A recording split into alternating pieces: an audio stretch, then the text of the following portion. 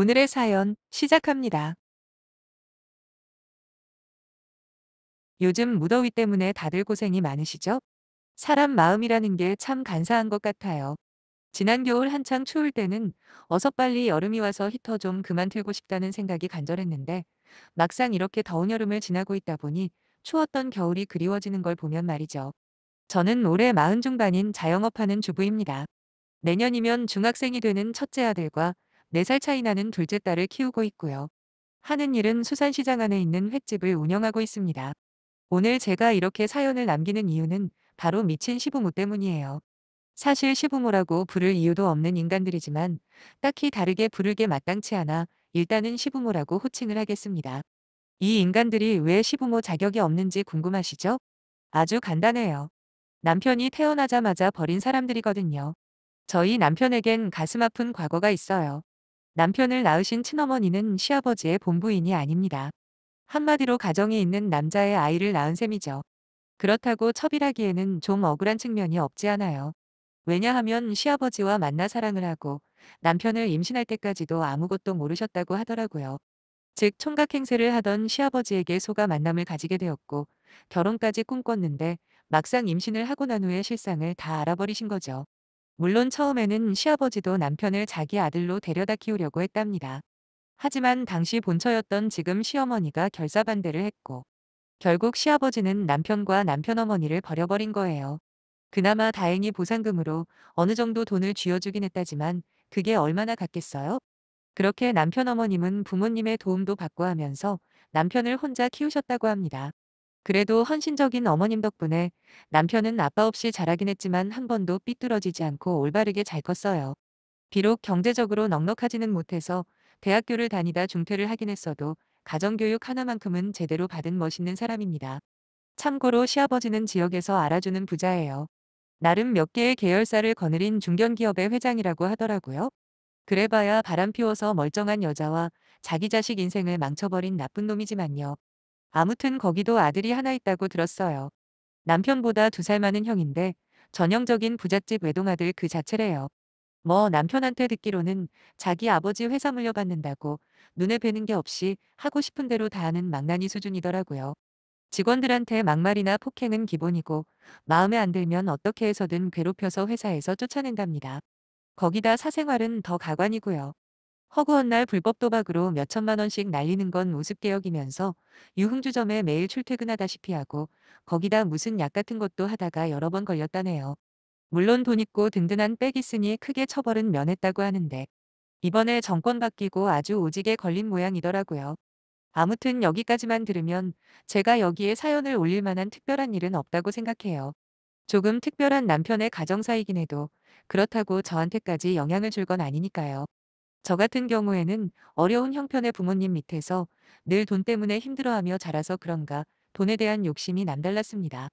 그래서 대학교 진학은 고등학생이 되기 전부터 포기하고 오로지 어떻게 하면 돈을 벌 수 있을까, 그리고 지긋지긋한 가난에서 벗어날 수 있을까라는 생각뿐이었죠. 저희 동네는 바다와 아주 근접한 곳에 있습니다. 그러다 보니 여름이면 관광객들이 참 많이 찾는 곳이에요. 거기다 여름뿐만 아니라 다른 계절에도 꾸준히 사람들이 찾고 있죠. 특히 겨울바다다 뭐다 해서 지역 주민보다 외부에서 유입되는 인구가 훨씬 많은 상황이거든요. 오래전부터 부모님은 시장에서 건어물 장사를 하셨는데 성인이 되자마자 저 역시 부모님의 가게에서 일을 도와드리기 시작했고 나름대로 열심히 돈을 모았어요. 그리고 같은 시장 내에 작은 횟집을 인수하게 되었습니다. 사실 저희 같은 관광지의 음식점들이라고 해봐야 다들 한철 장사라고 생각하는 분들이 많아요. 그래서인지 손님들을 단골로 만들려는 노력은 거의 안 하죠. 문제는 바가지라던가 음식이나 서비스 전반의 수준이 낮다는 겁니다. 제가 20대 후반에 그동안 모은 돈과 은행 대출을 합쳐 횟집을 시작하자마자 전 대대적인 변화를 시도했습니다. 그건 바로 회의 양을 늘리는 거였어요. 찌개 다시라고 하죠. 메인 회가 나오기 전에 여러 가지 맛볼 수 있는 음식들 말이에요. 차라리 그걸 줄이고 거기에 들어가는 비용으로 회를 많이 들이자. 그래서 드시고 나가는 손님들 머릿속에 최소한 돈이 아깝다는 생각은 안 들게 해야겠다라는 게 제 목표였거든요. 언젠간 알아주겠지. 분명히 시간이 지나면 지날수록 진심은 통할 거라는 제 믿음은 옳았습니다. 처음엔 저희 부모님조차도 그렇게 장사하면 남는 게 없는 거, 아니냐 하시면서 의심의 눈초리로 보셨지만 조금씩 제가 운영하는 횟집의 유명세가 올라가더니 나중에는 유명 블로그에도 실릴 만큼 인지도가 높아지더라고요. 그러다 보니 장사는 점점 더 잘 될 수밖에 없고 그 후에 바로 옆에 있는 횟집까지 제가 인수해서 확장까지 하게 되었네요. 여하튼 저희 횟집은 현재 가장 유명한 횟집이라고 자부할 만큼 많은 손님들이 찾아주고 계십니다. 물론 금전적으로도 상당히 많이 벌고 있죠. 남편과 결혼한 게 벌써 13년이 넘어가는데 벌써 저희 명의로 30평대 아파트도 한 채 있고 지금 횟집도 완전히 저희 거예요. 거기다 재테크 목적으로 투자사에 운용하고 있는 돈도 1억 넘게 있습니다. 저희 남편은 현재 대형 화물차 운전을 하고 있어요. 하지만 저를 처음 만날 때만 해도 남편은 저희 시장에 생수를 배달하고 있었는데 원체 부지런했던 남편은 생수뿐만 아니라 다른 식재료 배달까지 도맡아서 하더라고요. 인상도 서글서글하고 예의 바른 성격에 제가 먼저 호감을 느꼈고 한 번 두 번 말을 섞다 보니 참 괜찮은 남자 같았어요. 그래서 저돌적으로 저랑 한번 만나보자 대시를 했네요. 처음엔 몇 번 빼던 남편도 제 진심을 확인하고는 결국 받아주더라고요. 그리고 1년 넘게 교제 시간을 가진 후 저희는 부부의 연을 맺게 되었죠. 그리고 결혼 이야기가 처음 오갈 무렵 남편이 처음으로 자기의 가정사를 전부 말해주는데 그때 남편이 얼마나 불쌍하던지 한동안 말없이 안아준 기억이 지금도 남아있어요. 그리고 제 상식으로는 이해가 안 가더군요. 바람이 나서 생겼든 정상적으로 생겼든 어쨌든 간에 그래도 자식은 자식이잖아요. 그런데 어떻게 나 몰라라 버릴 수가 있죠? 하물며 유부남인 걸 알고도 불륜을 저지른 것도 아니고 총각인 줄 알고 사랑한 죄밖에 없는데 남편 어머님은 무슨 죄며 거기다 아무런 선택권도 없이 태어나 버린 남편은 또 무슨 죄랍니까? 그렇다고 시아버지라는 작자가 돈이 없는 것도 아닌 상황인데 본처 눈치가 보인다면 최소한 모르게 금전적으로라도 도와주는 게 인간의 도리 아닙니까? 남편이 안쓰럽고 불쌍하게 느껴질수록 제 마음속에는 남편 아버지가 더더욱 원망스럽고 증오스러웠습니다. 다행히 저희 결혼식에 그쪽 인간들은 한 명도 참석하지 않았네요. 이미 저를 통해 남편의 속사정을 다 알고 계신 저희 친정부모님은 확연하게 적게 참석한 남편 쪽 하객들에 대해서도 모른 척하고 넘어가줬고요. 사실 남편 쪽 하객이라고 해봐야 당시 일하던 배달회사 동료 몇 명과 친구 두세 명이 전부였거든요. 저희 아빠는 남편 쪽 테이블이 너무 횡한 게 신경 쓰이셨는지 저희 쪽 하객들 일부를 남편 쪽으로 보내주기도 했습니다. 그렇게 별탈 없이 저희는 결혼 생활을 시작하게 되었고 지금까지 큰 다툼 없이 지지고 볶으며 잘 살고 있었어요. 앞에서 말씀드렸듯이 제 돈벌이도 꽤 짭짤하고 결혼한 후 2년 만에 대형 화물 운전을 하게 된 남편 역시 월 500 이상은 꾸준히 벌어오다 보니 벌써 집도 사고 애들 둘 키우는데 아무런 지장이 없을 만큼 자산도 형성했습니다. 뭐 애들 낳고 그동안 살아오면서 어려운 일이야 왜 없었겠습니까마는 그럴 때마다 현명하게 잘 넘겼던 것 같아요. 제가 너무 나갈 때는 남편이 저를 잡아준다거나 아니면 남편이 잘못을 했을 때는 저와 애들이 남편을 잡아주며 한 곱이 한 곱이 넘기다 보니 저희네 식구는 누구보다 끈끈한 관계를 유지하고 있다고 자부합니다. 그런데 문제는 얼마 전 시아버지로부터 걸려온 전화로 시작되었어요. 사실 남편이 1년에 한두 번 그쪽과 연락을 하고 있다는 건 알고 있었습니다.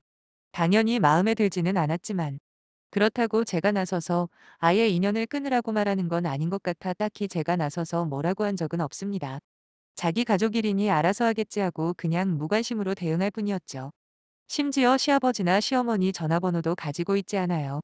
그래서 모르는 번호로 걸려온 시아버지의 전화를 아무런 의심 없이 받은 거였죠. 그때 목소리도 처음 들었네요. 아무튼 용건은 중요하게 할 이야기가 있으니 얼굴 한번 보자는 거였습니다. 물론 남편한테는 말하지 말라는 말까지 덧붙이면서요. 뭐랄까, 자기 아들이랑 결혼해서 10년 넘게 살고 있는 며느리에게 그동안 잘 지냈냐 뭐 이런 기본적인 안부 인사도 없이 무턱대고 자기 할 말만 하는 것부터가 기분이 상하더라고요. 제가 그쪽이 시키는 대로 해야 할 이유도 없고 해서 전 바로 남편에게 말을 했습니다.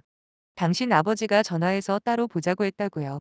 제 말을 듣자마자 남편은 인상이 확 굳더니 당장 시아버지에게 전화를 걸더군요. 한참을 통화를 하던 남편은 아무래도 자기 아버지나 형한테 안 좋은 일이 생긴 것 같다며 한 번은 만나서 이야기를 들어봐야 하지 않겠냐. 조심스레 저의 의견을 물어보길래 전 남편이랑 같이 만나는 거면 대체 무슨 말을 하는 건지 들어는 볼 의향이 있다고 말했죠. 그리고 며칠 후 그쪽 집으로 남편과 함께 찾아간 그날 실로 상상도 못했던 이야기를 들어버렸네요. 일단 넓은 마당이 있는 집이었던 걸로 기억합니다. 한눈에 봐도 5, 60평은 좋게 돼 보이는 2층짜리 주택이었는데 개인 주차고도 2개나 있더라고요. 그렇다고 부럽거나 하지는 않았어요. 재력으로는 비교가 안 될지는 모르겠지만 이미 한번 말씀드렸듯이 저는 제 인생에 100% 만족하며 살고 있거든요. 아무튼 말로만 들었지 직접 눈으로 처음 본 시아버지, 아니 남편 아버지라고 부를게요. 그 사람은 전형적인 졸부처럼 보였는데 역시나 처음 만난 며느리인 제게 그 흔한 인사조차 없었습니다. 그리곤 저희 부부가 자리에 앉기도 전에 본론부터 꺼내시더라고요. 저희에게 건물을 하나 줄 테니 이제부터 자기들 집으로 들어와 모시라는 겁니다. 당장이라도 개소리하지 말라며 소리치고 뛰쳐나오고 싶은 마음도 있었지만 일단 남편이 어떤 결정을 하는지가 더 중요하다고 판단해 꾹 참고 자리를 지켰어요. 남편 역시 어처구니 없다는 표정으로 왜 그래야 하냐 따져묻더군요. 그랬더니 남친 아버지라는 인간이 한다는 말이 그동안 애비로서 챙기지 못한 게 후회가 된다며 지금부터라도 부자간의 연을 다시 시작하고 싶다는 게 아니겠어요? 누가 들어도 거짓말이죠. 정말 후회가 되었다면 미안하다는 사과가 먼저였어야 하잖아요, 안 그래요? 거기다 저를 무시하는 듯한 행동도 할 수 없었겠죠. 그 후로 한참 동안 오로지 자기 입장에서 상황을 설명하는데 결국 믿었던 첫째 아들이 불법으로 약을 하다 실형을 살게 되니 아쉬운 대로 남편을 찾게 된 거였습니다. 듣기로는 지금까지 알게 모르게 뒤에서 뇌물까지 주면서 막아주던 일들 역시 경찰 조사 중이라고 하더라고요. 거기다 지역 정치인들이나 경찰 공무원들까지 엮인 상황이라 생각보다 일이 커질지도 모르겠다고 자기 입으로 털어놓는데 얼마나 한심해 보이는지 몰랐네요. 아니 자식이 잘못을 저지르면 따끔하게 혼을 내서라도 올바르게 인도하는 게 부모의 역할인 것을 그걸 돈으로 전부 무마해 주는 게 말이나 됩니까? 오히려 자식 망치는 지름길이잖아요. 거기다 어디서 본 건 있는지 무슨 서류 하나를 내밀며 서명을 하라고 하는데 거기에는 여러 가지 조항들이 적혀 있더군요. 최소 10년은 함께 생활하며 매일 아침 저녁으로 안부 인사는 물론이고 정해진 날짜에 부모와 같이 식사 자리를 가지는 것까지 아주 구체적으로 건물을 넘겨주는 데에 대한 조건 들었죠. 그리고 마지막에는 이 모든 조건들 중에 단 하나라도 지켜지지 않을 시 건물에 대한 모든 소유권은 원상복귀된다. 뭐 이딴 소리가 명시되어 있었고요. 대충 돌아가는 상황을 들어보니 시어머니 되는 인간은 아예 집에 안 들어온 지 꽤 되는 모양이고 그렇게 끼고 돌던 첫째 아들은 이제 깜빵의 가운명인데다 정작 자신의 비리 또한 조사 중이니 아주 애가 탄 모양인 것 같더라고요. 아무리 그래도 그렇지 지금까지 자식 취급 한 번도 안 해놓고 이제 와서 부모 대접받겠다는 건 진짜 너무한 거 아닙니까? 남편도 저와 같은 생각이었던지 긴 한숨을 내쉬며 단호하게 거절의 의사를 밝혔고 저보고 이만 집에 가자네요. 그리고 앞으로 다시는 연락 안 받을 테니 그리 아시라고 성질 같아선 다 뒤집어 엎고 싶지만 그래도 낳아준 아버지니까 마지막으로 예의 갖춰드리는 거라고 말하고 나오려는데 저는 이대로 그냥 가는 게 너무 억울한 겁니다. 우리를 얼마나 만만하게 봤으면 저토록 별이안한 조건들을 달면서 자기 마음대로 하려고 하나 싶었어요. 물론 건물을 준다는 명분은 있긴 하지만 돈이 전부가 아니잖아요. 전 결국 남편 손을 뿌리치고 바닥에 있던 종이를 주워들었습니다. 모조리 갈기갈기 찢어버린 다음 그 인간 머리에다 뿌려버렸네요. 그리고 말했습니다. 우리 남편 버려줘서 정말 고맙다고요. 당신 같은 인간 밑에서 자랐으면 저렇게 훌륭하게 못 컸을 텐데 정말 감사한 마음뿐이라고 쏘아붙였어요. 그리고 돈 좀 있다고 눈에 뵈는 게 없나 본데 그깟 건물 하나 없어도 누구보다 행복하니까 아무 걱정 말라고 해줬네요. 끝으로 내가 원래 뉴스는 잘 안 보는데 오늘부터 매일같이 뉴스만 볼 거라고 아주 온 가족이 쫄딱 망하는 거 기대한다 말하곤 나와버렸습니다. 제 말에 혼자 화가 나서 부들부들대는 게 속이 다 시원하더라고요. 그리고 집으로 돌아오는 길에 남편에게도 경고해줬어요. 다시는 연락하지 말라고요. 그쪽에서 전화와도 다 차단하라고 오늘부터 부모 자식 사이 아니라고 했더니 남편 역시 자기도 그럴 거라 약속을 하더군요. 비록 남들한테 떵떵거릴 만큼 부자는 아니지만 그래도 이런 유혹을 쉽게 이겨낼 만큼 먹고 살 만하다는 현실에 감사할 뿐이네요. 만약에 지금보다 가난한 상황이었다면 그처럼 쉽게 이겨내지 못하지 않았을까요? 그리고 남편을 버린 그 집 식구들은 반드시 벌을 받을 거라 믿습니다. 이미 시작된 것 같기도 하고요. 진짜 TV에서 그 인간까지 벌 받는 소식이 들린다면 그날은 거하게 파티를 열어야겠네요. 긴 글 읽어주셔서 감사합니다.